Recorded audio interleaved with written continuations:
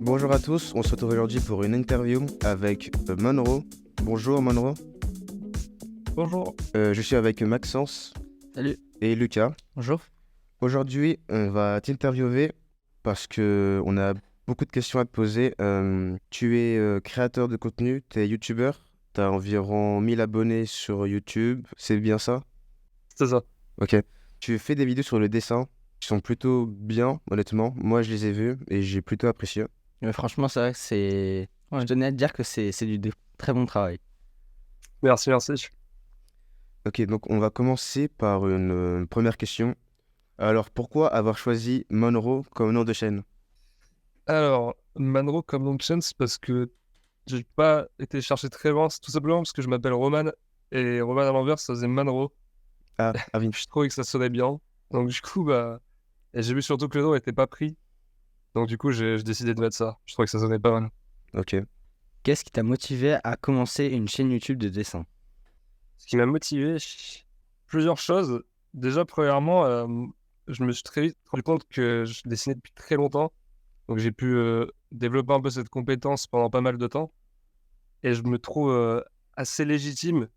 Et je trouve que j'ai assez de niveau pour pouvoir partager un peu ça aux gens. Et deuxièmement, c'est aussi parce que encore aujourd'hui, d'ailleurs, je suis monteur vidéo aussi en parallèle pour me faire un peu d'argent pour tous les projets, soutenir un peu tout ça, pour pas mal de youtubeurs. Donc j'ai un peu les codes de YouTube. Et même pour les miniatures, je fais un peu de miniatures aussi. Donc en vrai, j'ai un peu tous les codes de YouTube, que ce soit avec le montage, la miniature. Donc du coup, forcément, j'ai décidé de mélanger les deux. Et du coup, je me suis dit, pourquoi pas me lancer sur YouTube? Ça pourrait être pas mal, étant donné que j'ai toutes ces compétences-là, ce sera un peu gâché. Donc j'ai décidé un peu de tout mélanger. Et surtout aussi, parce que je voyais qu'en France, surtout dans cette niche-là, la niche dessin, ça va, mais dans la niche vraiment purement formation dans le dessin, purement donner des conseils, il y a pas énormément de monde. Donc je me suis dit qu'il y avait une place à prendre. Et puis l'accumulation de tout ça, ça fait que je me suis un peu lancé du coup sur YouTube. Mhm. C'est vrai qu'il y a pas mal de youtubeurs dessins, mais pas vraiment explicatifs. Ça, c'est plus du divertissement que de la formation pure. Ça fait maintenant combien de temps que tu fais du dessin? Le dessin, j'avoue que j'ai toujours à peu près dessiné, je pense. Je suis tout petit vraiment. Mais je m'y suis vraiment mis sérieusement quand j'avais peut-être 13-14 ans. Et depuis, je me suis plus jamais arrêté. Aujourd'hui, j'en ai 19. Et donc, ça va faire pas mal d'années. Tu pourrais nous parler de ton processus de création? Donc, processus de création pour créer un dessin, c'est ça? Oui, c'est ça. Bah, on pourrait croire que j'ai un processus précis, mais j'ai pas forcément de processus précis. J'ai, on va dire que je fais beaucoup au feeling, c'est-à-dire que il y a beaucoup des processus très précis, comme par exemple, je vais avoir ça en exemple, mais faire un croquis, ensuite l'ancrer, ensuite mettre la couleur, et puis, enfin bref, mais moi c'est plus, je fais plus, on va dire, une espèce de croquis rapide un peu, de mes idées, et après je peins, juste vite fait. J'ai pas forcément de processus, de technique, c'est juste que c'est une habitude que j'ai développée avec le temps, et juste je peins, quoi, et je cherche pas trop à comprendre quoi, comment, et on va dire que j'ai pas vraiment de processus très précis. Je vais avoir des conseils plus, conseils d'ailleurs que je vais donner sur la chaîne, mais j'ai pas forcément de processus très précis, on va dire, pour les créations que je fais. Ok. Comment est-ce que tu choisis ce que tu vas dessiner? Est-ce que quand tu te dis, ok, je vais prendre ça comme dessin et le faire? Ça, en vrai, ça va dépendre de pas mal de trucs, notamment les sources d'inspiration que je peux voir, par exemple, d'autres artistes sur Insta ou sur d'autres plateformes où les gens postent, et je vais souvent combiner, c'est pas que ça pourrait être une bonne idée, et souvent je le fais comme ça, ou selon ce que je vois aussi dans ma journée. Mais c'est beaucoup par rapport à d'autres dessins d'artistes que je vois. Et je m'inspire beaucoup de ça, on va dire, pour faire des créas perso. Ok. Très bien. Est-ce que tu pourrais nous parler de tes objectifs professionnels en tant que youtubeur et aussi peut-être en tant que dessinateur? Les objectifs professionnels, je pense que déjà, en tant que dessinateur, euh, là actuellement, je suis en école d'art, dans une école d'animation, donc spécialité de dessin. Et donc mon objectif ultime dans cette carrière-là, ce serait de travailler dans des gros studios d'animation. Donc par exemple, ce que Disney, Pixar, Ah oui. Illumination pour citer un peu les plus gros qui existent. Ah oui. Ou peut-être pourquoi pas dans le jeu vidéo aussi, c'est possible. Ça serait la carrière d'illustrateur, elle serait plus axée sur ça. Après maintenant, en tant que youtubeur, euh, j'aimerais bien me créer, déjà développer à fond l'audience que j'ai déjà commencé à créer actuellement. La développer à mort pour pas forcément avoir une énorme audience, mais juste avoir une petite audience pour pouvoir lancer on va dire des projets à côté. Parce que j'ai pas mal d'idées de projets que je pourrais lancer à côté. Et pour ça, il faut une audience. Donc, du coup, on va dire que c'est un peu les deux visions que j'ai pour ces deux choses-là. Qu'est-ce qui te passionne le plus dans le dessin? Franchement, déjà, je trouve ça très cool, le fait d'avoir une idée par exemple, on va penser à un univers, qu'on va penser à une idée qu'on a, et pouvoir se dire, bah là, du coup, j'ai qu'à mettre sur papier. Si c'est sur papier, sur digital, peu importe. Mais je trouve ça très cool, l'idée de penser à quelque chose et d'avoir les capacités pour le refaire, pour que d'autres personnes qui sont pas forcément dans ta tête puissent voir un peu l'idée que tu avais. Et moi, je trouve ça très cool, ce truc-là de créer des choses quand on en a les capacités.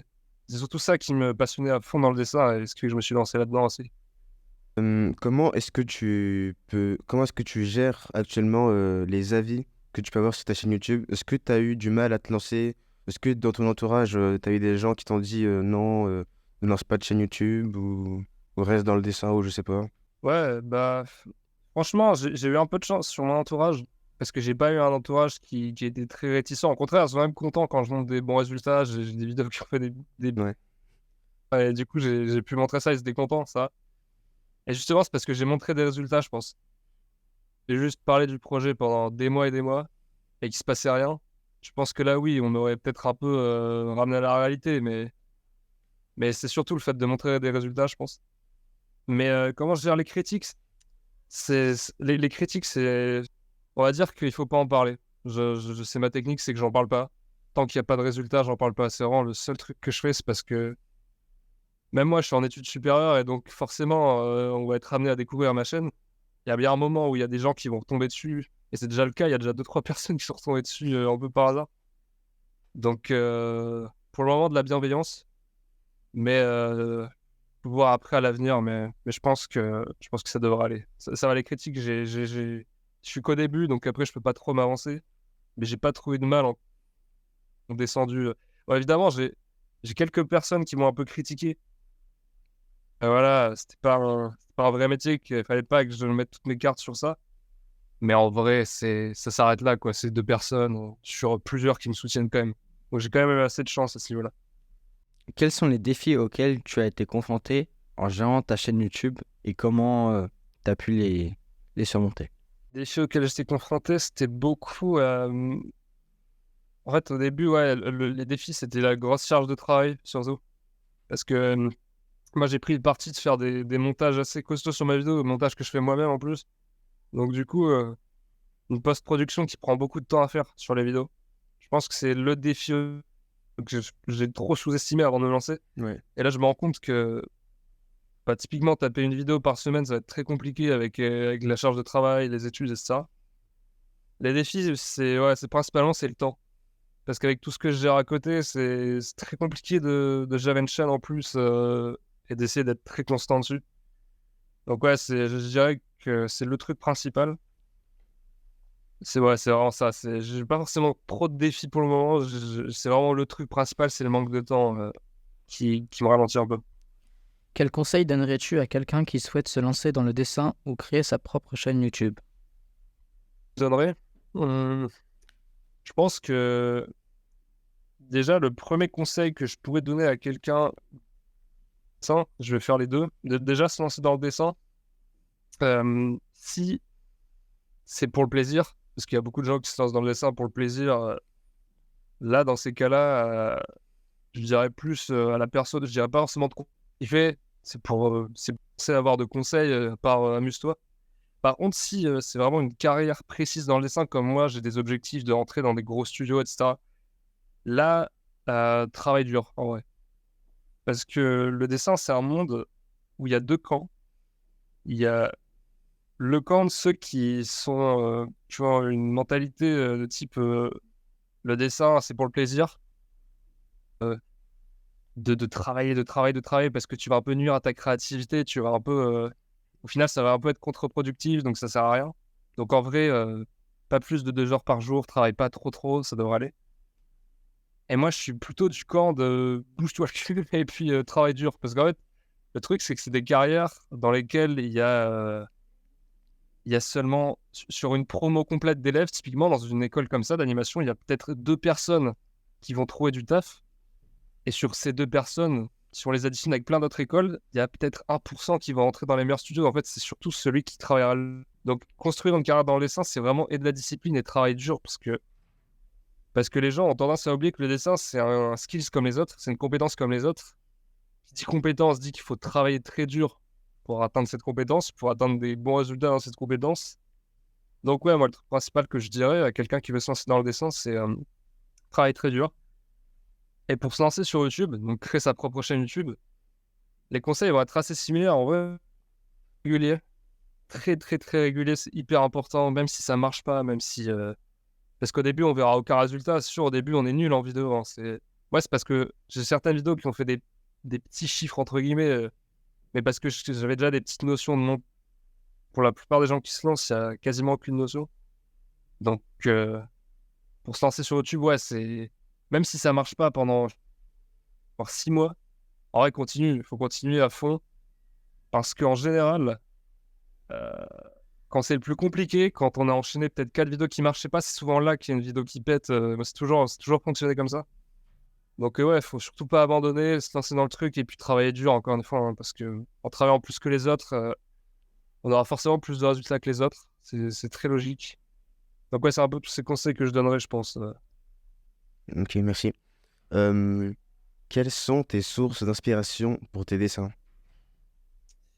Mes sources d'inspiration. Je suis beaucoup d'artistes aux États-Unis qui sont assez forts là-dedans, qui ont un peu le style que j'aime bien. Je dis, bon, les noms, je sais pas, ça va parler à des gens, mais typiquement, il y a quelqu'un qui s'appelle Samuel Smith, un illustrateur que j'aime beaucoup. J'aime beaucoup ce qu'il fait. Et il a fait une formation d'ailleurs que j'ai achetée et tout. Et c'est un gars qui m'a bien aidé à progresser, on va dire. Et il y a pas mal de gens aussi qui se sont d'ailleurs aussi lancés sur YouTube, aux US toujours. Je suis très peu de gens en France. Et j'ai plein de noms en tête, mais en vrai, le principal, un peu le gars que je considère comme un mentor aujourd'hui, c'est ouais, Samuel Smith. C'est ce gars qui m'a le plus inspiré et qui m'inspire toujours d'ailleurs aujourd'hui. Comment tu vois l'évolution de ta chaîne dans les prochaines années, ou même dans les prochains mois ou les prochaines semaines? L'évolution de la scène, je la vois plus. J'aimerais bien, en fait, déjà, premièrement, j'aimerais bien faire juste grossir à fond ma communauté. Parce qu'encore une fois, comme je le disais, j'ai des gros projets j'aimerais mettre en place par la suite, qui nécessitent justement une communauté. J'ai pas forcément besoin d'avoir une chaîne à plusieurs centaines de milliers d'abonnés. Parce qu'en vrai, c'est restreinte. C'est pas une niche comme le gaming ou le divertissement où là, on peut choper facilement plusieurs millions d'abonnés. Là, c'est vraiment une niche un peu nichée, quoi. C'est avec audience. Donc, j'ai pas forcément prévu de tout tabler sur le fait d'avoir une très grosse communauté. Mais j'aimerais surtout, c'est ouais, avoir une petite communauté qui soutient un peu les vidéos et puis surtout m'améliorer dans la création de contenu pour lancer tout ce que je veux lancer après, quoi.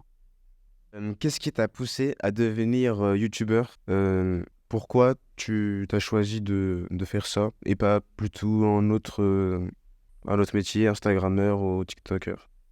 Un youtubeur, j'ai choisi ce métier en fait parce que par rapport à Instagram et à TikToker, en fait, surtout que j'ai l'impression qu'on est plus proche de nos communautés. Enfin, Oui, ça c'est vrai. il y a un peu plus de proximité avec les communautés. TikTok, tu vois le réel, enfin, ou le format court passé, quoi.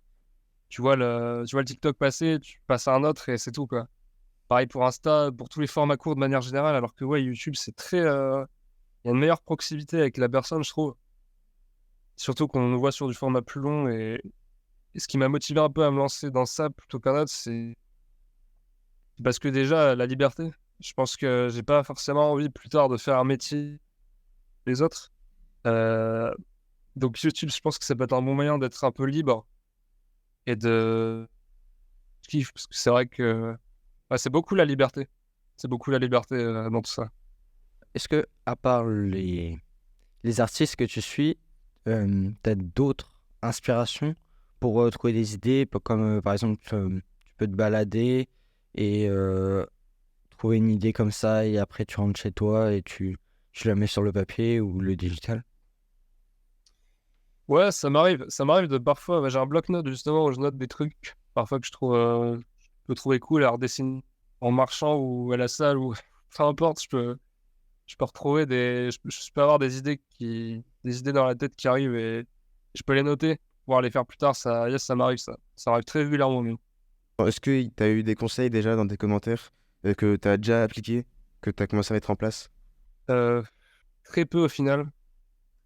Pour une simple et bonne raison, c'est que ça m'est déjà arrivé par exemple, j'ai une personne qui m'avait demandé sur les portraits, parce qu'elle galérait un peu et pas que je veuille pas l'aider. Il y a qu'une personne qui veut un type de contenu. Ça fonctionnera absolument pas pour moi si je le fais, quoi. Parce que peut-être que ça peut intéresser d'autres gens, mais je sais pas. Donc en vrai, j'écoute. Par contre, j'écoute les critiques qui arrivent en masse. Par exemple, si on me dit un truc très régulièrement et que ça revient très souvent et que même à côté on me le dit, oui, là, je vais faire un changement. Je sais qu'on m'a dit récemment que là, j'avais un contenu qui commençait à être un peu tourné en rond, etc. Mais ça, typiquement, je vais les écouter, ces critiques-là. Parce qu'en plus, ça se voit sur les chiffres, vraiment, ça se voit sur les statistiques. Donc, mais sinon, ouais, mais que j'ai jamais vu ailleurs. Donc, je les écoute pas tout le temps, mais dans la majorité des cas, oui, je les utilise quand même pour. Ce que tu veux nous dire, c'est que ta manière de dessiner, enfin, par rapport aux vidéos que tu fais, la plupart des temps, ça change, quoi. C'est parce il y a des dessinateurs, eux, ils créent une chaîne YouTube, ils font leur style et ils changent pas. Alors que toi, ce que tu veux nous dire, c'est que tu as plusieurs styles selon les critiques que tu reçois, c'est ça? Ouais, et même sans parler forcément de style, c'est surtout que c'est-à-dire que il y a beaucoup de gens qui vont dans leur zone de confort et pas forcément essayer de faire évoluer leur chaîne YouTube. Par exemple, je sais pas, tu vois que ou un type de vidéo qui marche pas, ça sert à rien de continuer de le faire indéfiniment parce que bon, il y a bien un moment où ça va plus évoluer, quoi. C'est comme ça que ça fonctionne. Donc c'est pour ça, il faut savoir s'adapter surtout. Oui, j'écoute quand même assez souvent les gens qui, encore une fois, en groupe, me disent que tel truc ça va pas, que tel truc c'est compliqué. Je dis bien avant les gens, quand tu vois que la vidéo fait 600 vues, ça fait chier, quoi. Donc, je pense que, ouais, c'est surtout ça qui fait que j'essaie de varier à chaque fois. Quels sont les aspects de ton travail que tu aimes le plus et le moins? D'habitude, c'est l'inverse pour les autres youtubeurs, je sais, mais moi, ça va plus être la post-production, donc tout ce qui est scripter la vidéo, tout ce qui va être tourné. J'ai un peu de mal avec ça, ça me saoule un peu cette étape-là. Mais au contraire, l'aspect que j'aime le plus, c'est un peu plus l'aspect monter la vidéo, parce que même je fais du montage un peu à côté, donc j'aime faire la miniature. Ça, c'est l'aspect que je préfère, je pense. Très bien. On a parlé déjà de ton inspiration pour dessiner, mais comment tu t'inspires pour tes vidéos YouTube? Est-ce que tu regardes d'autres vidéos? Du coup, si tu regardes d'autres vidéos pour t'inspirer, c'est sûrement pas français, parce qu'il n'y a pas forcément beaucoup de chaînes de ce type-là. Donc, comment tu t'inspires et que tu restes lucide dans ce que tu fais pour créer tes vidéos? Le truc principal qui fait que je trouve de l'inspiration, c'est, comme tu disais, les États-Unis, beaucoup. Les US, c'est une mine d'or si on recommence YouTube, dans le sens où je sais que moi, personnellement, dès que une de mes vidéos qui a le plus marché, qui a fait presque 20 000 vues, en fait, c'est une vidéo c'était un sujet qui faisait des millions de vues aux États-Unis et il avait été très, très peu abordé en France. Et je me demandais pourquoi, du coup, j'ai essayé de le faire et c'est vrai que c'est ma vidéo aujourd'hui la plus vue et qui m'a apporté le plus de résultats. Donc les US, je pense qu'ils sont très très présents. Ils ont vraiment, c'est un cliché de dire ça, mais ils ont vraiment une avance énorme sur le YouTube France. Donc ouais, ma source vraiment principale d'inspiration, c'est vraiment quelques très gros YouTubeurs aux US qui font ce que je fais actuellement. Et très peu en France au final. J'ai vraiment très très peu de... Je crois que j'ai même pas du tout, j'ai quasiment aucune inspiration française honnêtement, c'est vraiment que États-Unis. Quels sont tes objectifs futurs en tant que créateur de contenu? Les objectifs futurs, actuellement, ce serait déjà à fond développer ma chaîne YouTube, essayer de faire en sorte d'avoir l'audience la plus grosse que je peux, on va dire, mais sans pour autant avoir des centaines et des centaines de milliers d'abonnés. Je n'ai pas forcément besoin de ça. Parce que, encore une fois, mes projets, c'est pas forcément de vivre de YouTube et de devenir YouTubeur, même si c'est cool. C'est plutôt de lancer des trucs à côté. Ça peut être, je sais pas, j'ai pas d'exemple, mais moi, j'aimerais bien former les gens au dessin. C'est un peu le truc que j'aimerais bien faire. Et forcément, pour pouvoir promouvoir ce truc-là, il faut une communauté. Et un peu plus pour l'aspect entrepreneuriat que je veux amener par la suite, c'est surtout ça que j'aimerais bien mettre en place d'ici pour les mois qui vont venir. Donc essayer de tout maxer pour avoir la meilleure et la plus grosse communauté possible, en tout cas. Ouais, merci. Merci. Merci. Est-ce qu'il y aurait des questions que vous aimeriez qu'on vous pose, mais qu'on ne vous a pas posées? Il y en avait quelques-unes qu'on m'avait envoyées au préalable. C'est quel conseil donnerais-tu à quelqu'un qui souhaite devenir créateur de contenu? Ça, du coup, vous avez déjà répondu. J'ai déjà Ah oui, répondu c'est ça. vrai. En même temps de répondre pour quelqu'un qui commencerait le dessin ou qui voudrait se Ok, lancer dans le yes, dessin. clairement. vous avez répondu. Je pense que je peux rajouter quelque chose sur cette question-là que j'ai oublié de Ouais. dire tout à l'heure. Je crois que c'est le truc le plus important.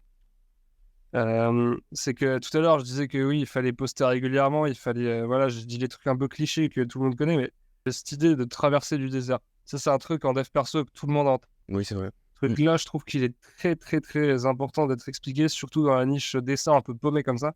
Parce que c'est les gens, quand ils se lancent sur YouTube, ils veulent des résultats énormes, des millions d'abonnés, mais en vrai, dans le dessin, il faut être honnête, surtout dans le dessin formation, le max que tu peux avoir en tant que communauté, c'est peut-être 200 000 abonnés.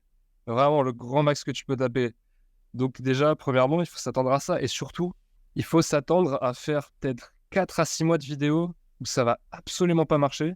Parce que l'algorithme YouTube, il fonctionne comme ça. Tu peux faire genre 6 mois sans que ça marche absolument pas. C'est ça que je parle en ce moment-là. Et c'est pour ça qu'il faut surtout pas abandonner. Il faut croire que si au bout de 4 vidéos, ça marche pas, on est nul. Il faut surtout pas se dire ça. Il faut vraiment se dire que on poste jusqu'à ce que ça marche, quitte à ce que ça prenne un an, quoi. C'est vraiment ça qu'il faut se dire. Parce que YouTube, en 2024, je crois que c'est une des plateformes les plus compétitives qui existent. Il y a de plus en plus de milliers de youtubeurs qui se lancent chaque jour. C'est un truc de fou.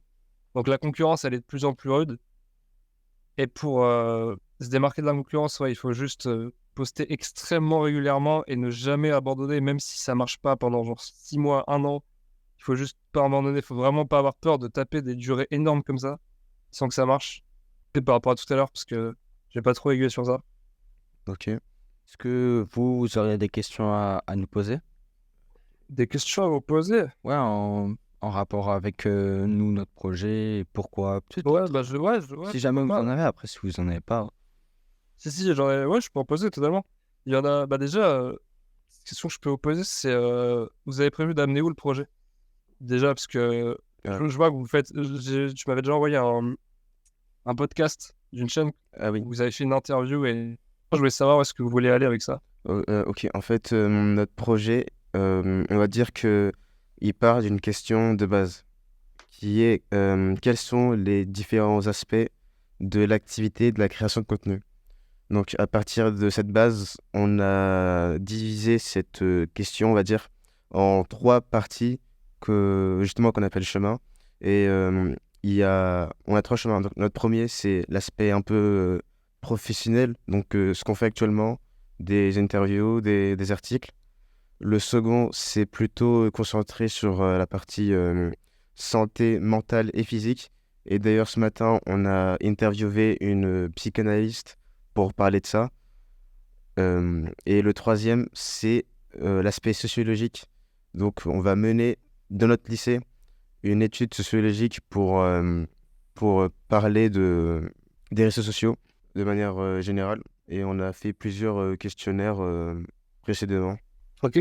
Et donc, à la fin de l'année, donc dans à peu près un mois, on va présenter globalement tout ce qu'on a fait à un jury qui va ensuite nous Bien. évaluer.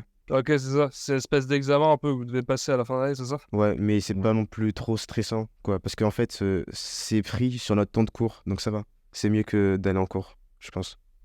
Ah ouais, ok, d'accord. Ah, c'est cool, ça. Ouais, sinon, c'était ok pour moi. J'ai le truc que je me demandais un peu. Ok. Non, c'est good.